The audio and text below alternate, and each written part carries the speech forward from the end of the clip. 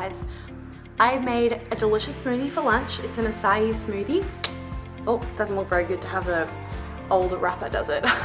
Anyway, and I know you guys are keen for smoothie recipes and more YouTube videos, so follow along and you can make your own unsweetened, fructose-free acai smoothie. And it is so good and perfect for today. It's freaking boiling.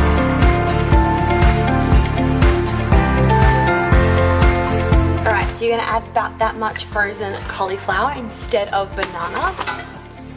You're gonna add in some avocado.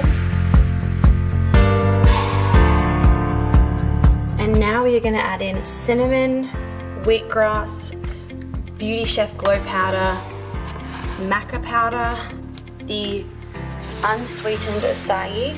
Make sure that yours is unsweetened. That's so important. So it's got 0 grams of sugar, as you can see. So it's that, plus some coconut milk, some almond butter, and last but not least, chia seeds.